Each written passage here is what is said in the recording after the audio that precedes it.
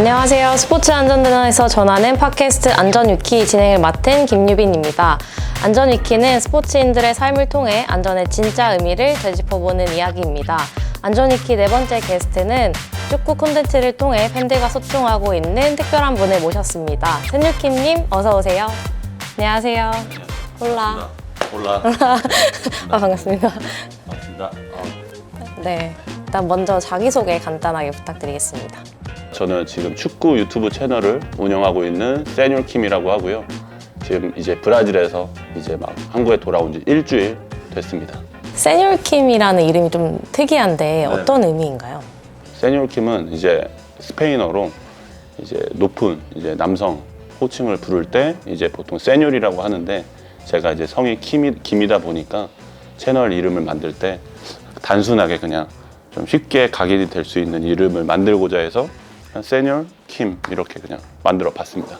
네, 원래 유튜버 하시기 전에 프로 선수셨다고 들었어요. 네, 어렸을 때 성인 프로까지는 제가 못했고요. 어렸을 때 이제 브라질에서 이제 프로 유스 생활을 잠깐 했었습니다. 그래서 그렇게 포르투갈어를 잘 하시는 거군요.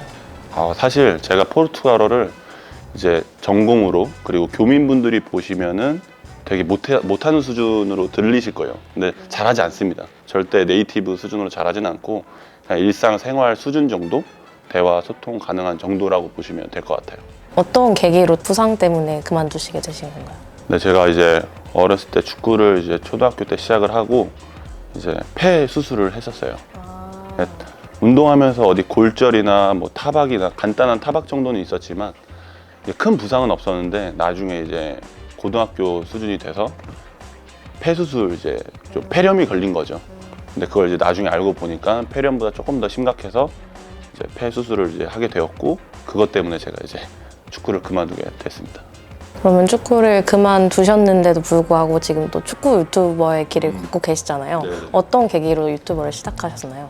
일단 이제 축구를 그만두고 나서 이제 한국에서 돌아와서 잠깐 이제 회사 생활 하다가 우연히 이제 축구 아이들 지도하는 할 수 있는 기회가 생겨서 아이들을 가르치다가 제가 거기에 이제 흥미를 느껴서 내가 그럼 직접 아이들을 지도해보자, 코치를 해보자 해서 제가 직접 사업자를 내고 저만의 축구 교실을 만들었습니다. 그래서 제가 한 7년 정도 서울에서 이제 축구 교실을 조그맣게 운영을 했었고요. 그러면서 이제 시작을 하게 됐습니다. 네. 초반 영상을 보면 좀 강좌 영상들이 많았던 것 같고 어느 순간 이제 브라질에서 축구하는 영상들이 올라오기 시작했는데 어떤 계기로 브라질에 또 가시게 되셨나요? 아무래도 제가 이제 어렸을 때 브라질에서 살았었고, 그래서 유튜브를 이제 보는 걸 제가 좋아했고, 그러다가 같이 유학했던 친구들이랑 야, 우리 한번 추억 여행 한번 가보자 해서 브라질을 이제 코로나 이전에 2019년에 한 20년 만에 다시 가게 됩니다. 그래서 거기서 시작이 돼서 다시 한번 축구 컨텐츠를 한국에서 말고 브라질에서 촬영하는 건 어떨까라는 이제 혼자 생각하다가 이제 우연히 정말 이제 동네 축구부터 촬영하게 된 게 시작이었습니다. 그러면 이제 브라질이 사실 많은 사람들은 조금 위험한 나라라는 인식이 있을 것 같아요. 많죠. 실제로는 어떤가요? 이 부분도 사실 제가 제 채널에서도 몇 번 얘기를 했는데 위험한 거 맞아요. 일단 결론적으로 말씀드리면 위험한 거 맞는데 생각하는 것만큼은 또 위험하진 않아요. 이 말이 뭐냐면 우리나라도 위험한 동네가 있잖아요. 뭐 새벽 시간대, 뭐 어느 특정 동네라고 제가 말을 못 하겠지만 세계 어느 곳을 가도 좀 위험하다고 생각을 하는데, 유독 이제 많은 유튜버 분들이 이제 브라질에 남미 여행 오시면 꼭 위험한 장소만 가서 촬영을 해요. 근데 정말 좋은 동네, 정말 이제 안전한 동네도 많은데 그런 미디어에서 노출된 게 아무래도 이제 그런 것들이 너무 많다 보니까 인식이 그렇게 된 것 같은데, 저는 이번에 브라질에서 7개월 동안 있으면서 소매치기, 뭐 핸드폰을 뺏긴다거나 뭐 한 번도 그런 경험이 없었고, 저는 개인적으로 굉장히 좋은 나라라고 생각을 하고 안전하다라고 저는 또 생각을 해요. 반대로 전 편안하게 있다 왔습니다. 그럼 브라질 생활은 좀 어떠세요? 뭔가 문화 차이라던가 그런 것도 좀 궁금한데요. 브라질은 일단 한국이랑 정말 많이 다르고요. 가장 큰 차이점은 한국은 이제 빨리빨리 문화가 있고, 근데 브라질은 굉장히 이제 릴렉스합니다. 사람들이 천천히 합니다. 천천히. 약간 스페인이랑 좀 비슷하다고 볼 수도 있고, 그래서 브라질 사람들은 이제 점심 시간이 되면 이제 뭐라고 해요? 브레이크 타임이라고 하나요? 한 3시간을 낮잠을 잡니다. 3시간이요? 네, 3시간을 너무 부럽다 진짜. 네. 식당을 예로 들면 2시 반에 영업이 끝나고 5시에 재오픈을 하는데 한 2시간 반에서 3시간 동안은 직원들이 이제 마음 편안하게 어디서든 뭐 헬스를 갔다 올 수도 있고 자기 개인 시간을 보낼 수가 있더라고요. 직장인들은 아니겠지만 자영업하는 브라질 식당들은 대부분 그렇게 지내시더라고요. 그런 게 좀 가장 큰 차이가 아닌가. 너무 부러우면서도 또 한국인은 또 빨리빨리 문화다 그렇죠. 보니까 그 시간에 돈 벌어야 있어. 되잖아요. 그쵸? 우리는 한 손님이라도 더 받아야 되고 그런 게 좀 차이가 있는 것 같아요. 이제 한국에서도 축구를 해보셨고 브라질에서도 해보셨으니까 축구 문화 차이는 또 어떤가요? 축구는 아무래도 세계 최고의 나라답게 시스템이 굉장히 체계적으로 잘 잡혀 있다라고 느꼈고, 어렸을 때도 느꼈지만 이번에 가서 제가 정말 많은 프로 구단도 방문하고 관계자 만나고 에이전트들도 만나면서 들은 거지만 직접 보기도 했고요. 시스템이 굉장히 상상하는 것 이상으로 굉장히 잘 짜여져 있습니다. 디테일하게. 뭐 예를 들면 유소년 7세부터 축구를 시작한다고 하면 11세까지는 이제 풋살이라는 5대5 풋살이라는 이제 종목이 있는데 의무적으로 브라질 모든 선수들이 이 풋살을 하게 됩니다. 근데 한국은 반대로 이 풋살은 이제 재미, 이제 놀이다 보니까 풋살에 대한 이제 어떤 중요도는 좀 많이 결여돼 있죠. 근데 풋살과 축구의 큰 차이점이 뭐냐면 풋살은 좁은 공간에서 공을 굉장히 많이 다루게 돼요. 그래서 7세부터 11세 가장 중요한 나이 때 공을 제일 많이 만질 수 있는 종목이 저는 풋살이라고 개인적으로 생각을 하거든요. 그래서 저는 브라질이 축구를 어릴 때부터 그 감각이 뛰어난 게 좀 풋살이 많이 도움이 되지 않나 라고 저는 개인적으로 생각을 해요. 엘리트 말고 또 생활체육으로서는 또 어떤가요? 생활체육은 이제 길거리 축구, 흔히 우리가 유튜브에 좀만 검색하시면 저도 이제 동네 축구를 많이 찍긴 했는데 아이들이 뭐 환경이 어떻든 축구공이 어떻든 간에 그냥 맨발로 어느 동네에서 흔하게 뭐 아침, 점심, 저녁 할 것 없이 흔하게 구경할 수가 있더라고요, 실제로. 그래서 뭐 나이 불문하고 정말 뭐 60대 어르신들부터 해서 정말 7, 8살 어린 아이들까지 해서 뭐 동네 길거리에서 흔하게 축구를 하는 장면, 우리나라에서는 좀 흔히 절대 볼 수 없는 장면. 그 나라는 축구가 삶의 일부구나, 전체구나라는 걸 좀 많이 느꼈어요. 풋살이랑 축구의 또 차이점을 말씀해 주셨는데 저도 축구를 사실 막 그렇게 잘하는 편은 아니어서 그 두 개의 차이점이 정확히 어떤 건가요? 일단 풋살은 5대5 그리고 축구는 11대11 큰 축구라고 표현을 하자면 가장 큰 차이점은 큰 축구는 이제 공간이 넓다라는 점, 그리고 풋살은 공간이 작다라는 점. 그래서 제가 아까 유소년 풋살이 중요하다고 잠깐 간략하게 말씀드렸는데 그 유소년 시기에 큰 운동장에서 경기를 뛰거나 훈련을 하게 되면 공을 다루는 시간이 좀 많이 적습니다. 예를 들면 뭐 11명의 선수들이 큰 운동장 나가서 경기를 뛰거나 뭐 전술훈련, 기본기 훈련을 할 때 이 한 명의 선수가 볼을 다루는 시간 템포가 2시간 훈련 기준에서 뭐 정말 적어요. 볼을 다루는 시간이.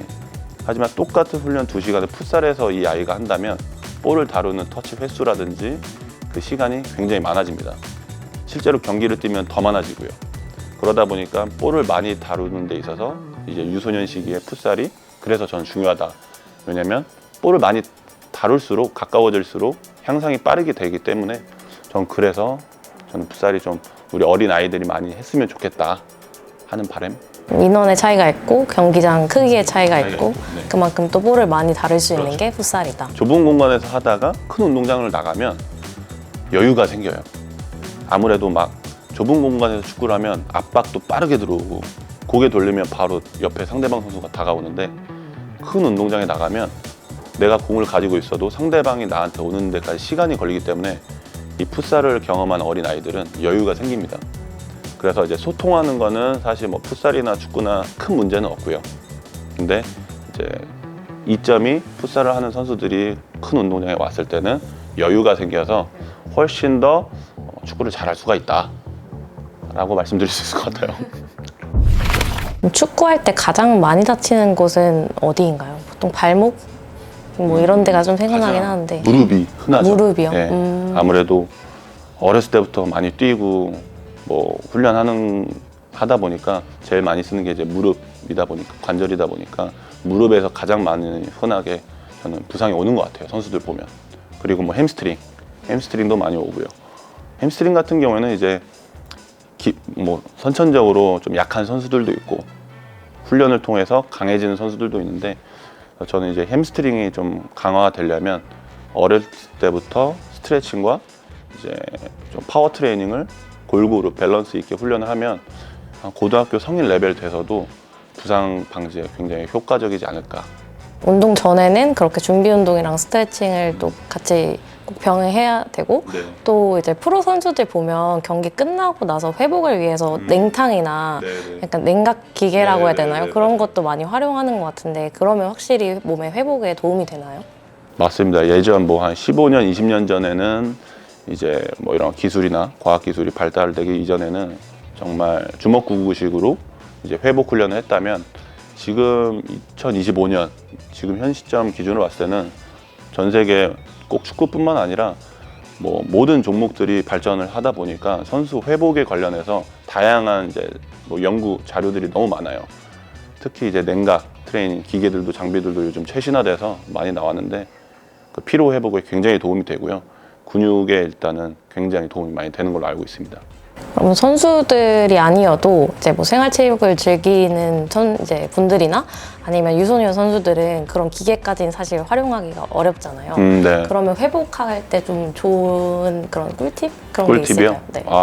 아주 간단하게 조기 축구나 이제 어린 유소년 선수들 아마 많이 하고 계실 거예요. 뭐 조기 축구까지는 아니지만 최소 엘리트 체육에서는 하지 않을까 싶은데, 보통 경기장에 나가면 이제 아이스박스에 얼음을 많이 넣거든요.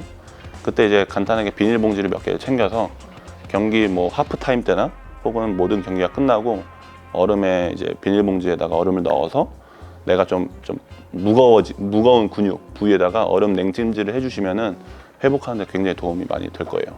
그러면 앞서 말씀해 주신 것처럼 이렇게 뭐 준비 운동이나 이런 걸로 좀 사고나 부상을 예방할 수 있다고 하셨는데, 그래도 또 예상치 못하게 사고가 발생할 수 있잖아요. 그럼 위급 상황이 발생했을 때 어떻게 대처하면 좋을까요? 보통 축구 경기장에서는 그래서 메디컬, 그래서 갑자기 팍 들어와가지고 막 응급처치를 해주시는데, 이 생활체육에서는 그게 또 불가능해요. 생활체육에서는 그런 공공시설, 특히 운동장에서 이용할 때는 안전 관련해서 뭐 메디컬 하시는 분들이 계시지 않으니까 보통 이제 상대 팀에서나 우리 팀에서 응급처치를 해주시긴 하는데, 좀 그런 부분이 좀 아쉽긴 하죠. 그래서 가장 좋은 거는 안 다치는 게 최선입니다. 축구를 잘 모르다가 이제 처음 해보시는 분들은 그런 매너나 불문율 같은 걸 잘 모를 수도 있으니까 그런 것도 한번 소개해 주세요.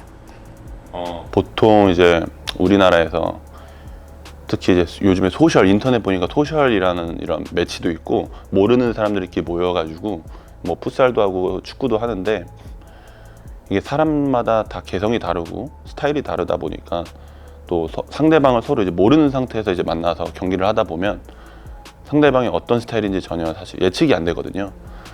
가장 좋은 건 중간에 이제 심판이라던가 혹은 또 중간에 각 팀의 주장이라든가 경기 시작 전에 상대방 이제 서로 지켜야 될 약간 기본적인 3-4가지의 규칙 정도를 정해놓고 하는 게 저는 생활체육에서 가장 바람직하지 않나. 근데 그런 얘기가 없이 그냥 오늘 뭐 화이팅 하자, 오늘 뭐 이겨야 돼, 이렇게 되면 경기가 굉장히 과열되더라고요. 경기 전에 미리 좀 몇 가지 규칙을 정해놓자. 그렇죠. 그럼 그 규칙도 모르시는 분들 있잖아요. 저 같은 경우는 축구를 진짜 초등학교 때 이후로 안 해봐서 그러면 기본적으로 좀 알아야 될 매너도 있을까요? 예를 들면은 뭐 과격하게 뭐 저희 축구 표현을 쓰자면 발을 뺀다라고 표현을 해요. 발을 뺀다. 네, 예를 들면은 상대방이 볼을 가지고 있을 때 과격하게 발을 집어넣지 말고 발을 빼자. 왜냐면 서로 다칠 수 있으니까. 그래서 상대방이 드리블할 때 너무 과격하게 발을 집어넣지 말고 발을 뺍시다. 근데 사실 이러면은 또 경기가 좀 재미없어지기는 해요. 어느 정도는 타이트해야 경기도 좀 재밌는데, 생활체육에서는 너무 무리할 필요는 없으니까 뭐 발을 빼자라는 표현을 많이 쓰고, 그 다음에 뭐 손을 쓰지 말자.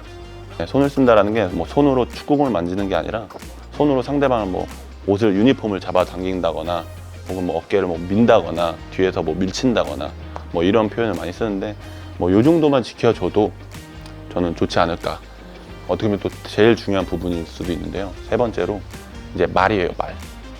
예, 이제 말로 축구하는, 입으로 축구한다고 하죠. 입으로 축구하시는 분들이 상당히 많아요. 뭐 예를 들면은 가만히 서 있는데 이 사람은 지시를 내려요. 쟤 빼서 올라가, 내려, 뭐 이렇게. 근데 본인은 입축구라고 하죠, 흔하게. 본인은 아무것도 안 합니다. 경기장의 안에서.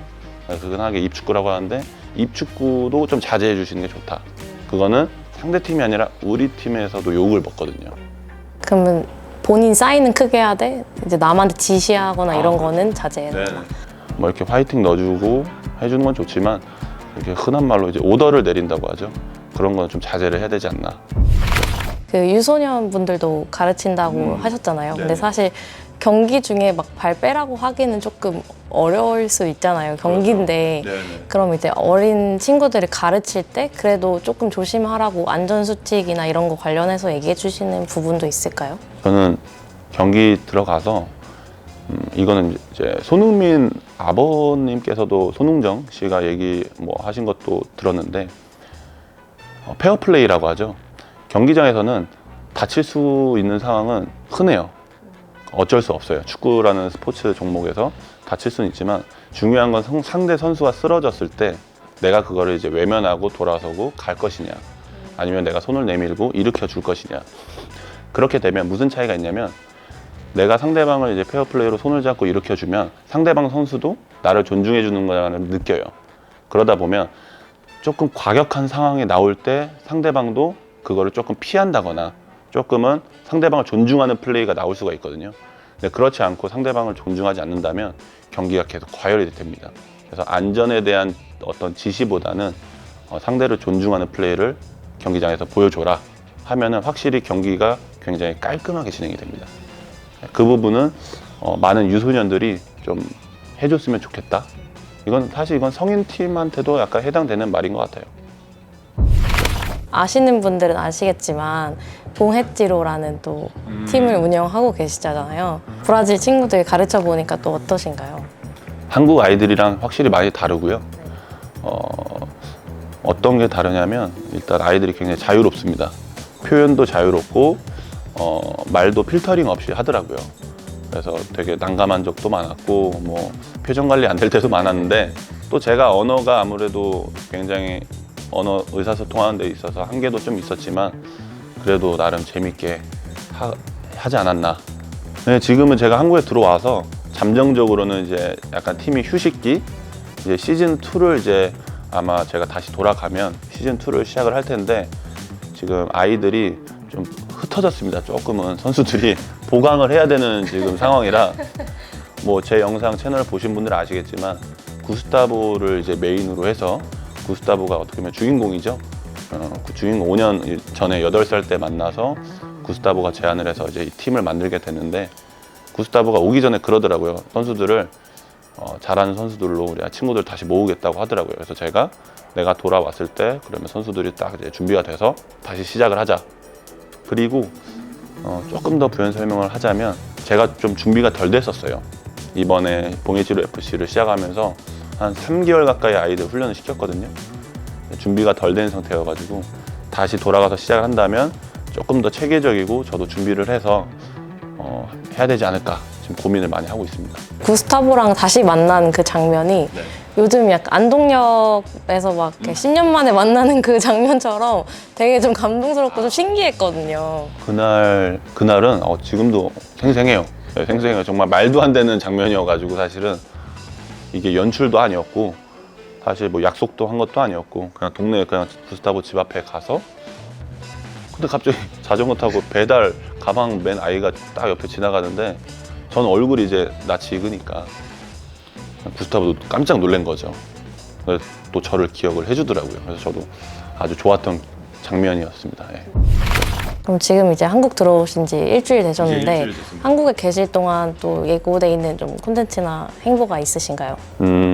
지금은 최근에 뭐 영상은 이제 뭐 UFC 영상 이제 좀 많이 올라왔었는데 한국에서는 지금 또 다른 스케줄 일정들이 있어서 제가 들어왔기 때문에 이제 오프라인에서의 저의 일정을 좀 소화하고 그다음에 브라질 가기 직전에 좀 컨텐츠를 좀 촬영을 해서 좀 예고편을 좀 올려드려야 되지 않을까 하고 있습니다. 한국에서 일정 소화하고 네네. 그리고 또 이제 브라질로 돌아가시면 네. 또 이제 봉해질 FC 2기 네, 이 시즌 2죠. 봉해줄 FC 이제 구스타바 종종 지금 메시지 하고 있거든요. 그래서 지금 잘 지내고 있다고 하고 있어서 이제 제가 가기 직전 한 달 전에 이제 선수들 이제 또 준비 세팅하는 과정 또 소통하고 준비되면 이제 저는 바로 들어가서 시작해야죠. 또 이번에는 좀 제대로 약간 넷플릭스 느낌으로다가 좀 하려고 합니다. 오, 기대하겠습니다. 아까 제 생각입니다. 그냥 제 포부입니다. 포부. 네, 포부.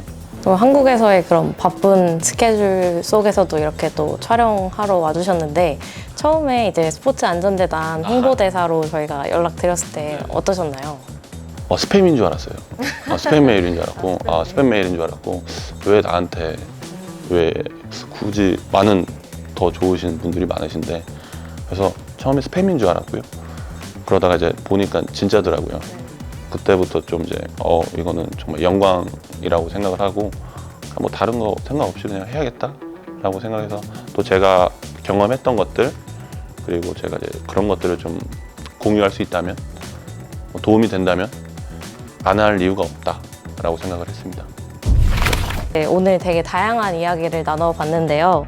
이제 끝으로 저희 안전있기의 시그니처 질문인데 세뇨킴 본인을 한 문장으로 좀 표현한다면 어떻게 표현할 수 있을까요? 저는 축구를 사랑하는 사람? 축구를 사랑하는 네, 정말 평생 축구를 사랑했고 지금도 사랑하고 있고 앞으로도 사랑할 것 같아서 저는 그냥 세뇨킴은 축구를 사랑하는 사람이다 정도가 될 것 같습니다. 지금까지 안전위키에서 브라질과 한국을 오가며 축구에 대한 사랑을 전하는 세뇨킴님의 이야기를 들어보았습니다. 축구는 멋진 스포츠지만 안전과 함께할 때 더욱 즐거워질 수 있다는 점 여러분도 함께 기억해주세요. 그럼 이상으로 마치겠습니다. 오브리가다, 짜오, 짜오.